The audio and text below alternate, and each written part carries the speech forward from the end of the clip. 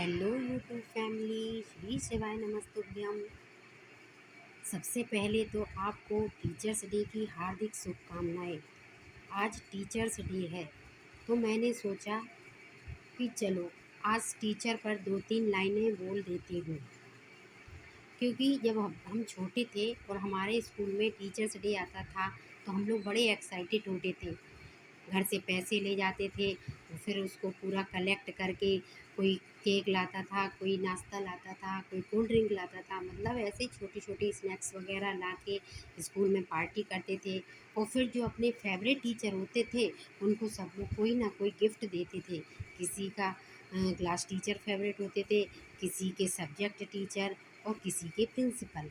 जिसको जो इम्पोर्टेंट लगते थे, वो अपनी तरफ से उनको गिफ्ट देता था। स्कूल में तो हम ऐसे अपना टीचर्स डे मनाते थे और अब भी मनाते हैं बच्चे। क्योंकि मेरा बेटा भी कल स्कूल गया था तो अपने टीचर के लिए एक पेन ले गया था, बोला था मैं अपने टीचर को दूंगा, वो भी क्लास टीचर को।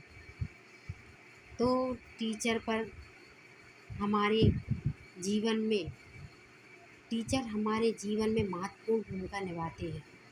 जैसे सबसे पहले शिक्षक हमारे जीवन में इस प्रकार भूमिका निभाते हैं जैसे कि वो ही हमारे सब कुछ हैं।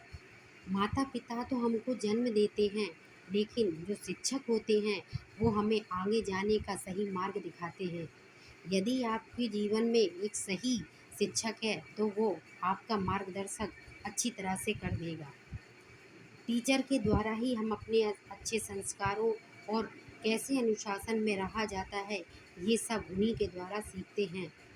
शिक्षक एक ऐसी सीढ़ी की तरह होती है जो हमें नीचे से ऊपर की ओर चलना सिखाते हैं कि किस तरह हमें अपनी संस्कारों को और उनके अनुशासनों को ग्रहण करते हुए आगे बढ़ना है। टीचर के द्वारा हम अपने संस्कारों को और अपने कार्यों को सुचारू रूप से चालू कर सकते हैं।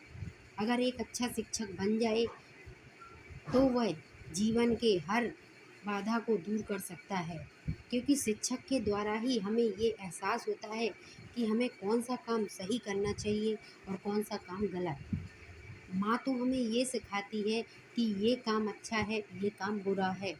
लेकिन जब अगली पीढ़ी, अगली जनरेशन में शिक्षक आते हैं तो वो हमें ये सिखाते हैं कि हाँ, वास्तव में क्या सही है और क्या गलत। इसी टीचर्स डे पर आज मैं बैठी थी तो मेरे मन में ये एहसास हो रहा था कि कहीं मैं ब्लॉग बनाकर कोई गलती तो नहीं कर रही हूँ। लेकिन फिर मेरे मन में आया कि मैंने जो डिग्री ली है और फॉर्म डाला है तो पढ़ाई तो करनी ही है। किसी भी परिस्थिति में हो आपको पढ़ना है, चाहे आप थोड़ा पढ़ो या ज़्यादा पढ़ो। तो इसी के अनुसार मैं आपको जो अपना कल सिलेबस नोट कराया था, मैं थोड़ा हिचक गई थी इसलिए पूरा सिलेबस नहीं करवाया था कि सब लोग क्या कहेंगे कि चैनल का नाम रखा है घूंघट वाली बहू, वो बड़ा पढ़ाने आई है। लेकिन तो क्या हुआ, जब मैं पढ़ रही हूँ तो आप भी पढ़ सकते हैं। तो कल मैंने आपको एक सिलेबस का नोट करवाया था, एक खंड करवाया था। आज दूसरा खंड है सामाजिक प्रक्रियाएं, सहयोग, प्रतिस्पर्धा, संघर्ष, पर संस्कृतिकरण, समाजीकरण, स्त्रीकरण एवं विभेदीकरण। खंड 3 में प्रारंभिक एवं समकालीन सामाजिक विचारक, पश्चिमी विचारक, जिसमें Auguste Comte, Karl Marx, Herbert Spencer, Emile Durkheim, Max Weber. और भारतीय विचारक में आ जाते हैं राधा कमल मुखर्जी, M.N. श्रीनिवास, G.S. डुर्रे। वैसे मैं ये आशा करती हूँ कि सिलेबस तो सबको नोट किया हुआ होगा, क्योंकि बिना सिलेबस के तो हम अपना पढ़ाई अच्छे से कर ही नहीं सकते। इसलिए मैंने सोचा कि जो भी मैं कल से रूटीन में पढ़ाई करूँगी उसका थोड़ा ना बहुत आपको ज़रूर बताऊँगी। अगर इस चैनल के माध्यम से आप में से एक भी हाउसवाइफ को मैं प्रेरित कर सकूं पढ़ने के लिए कि जैसा मैंने किया है वैसा आप भी कर सकते हैं, तो मैं अपने आप को बहुत सौभाग्यशाली समझूंगी। अगर आपको मेरे चैनल से कोई भी मोटिवेशन मिलता है तो उसके लिए बहुत बहुत धन्यवाद।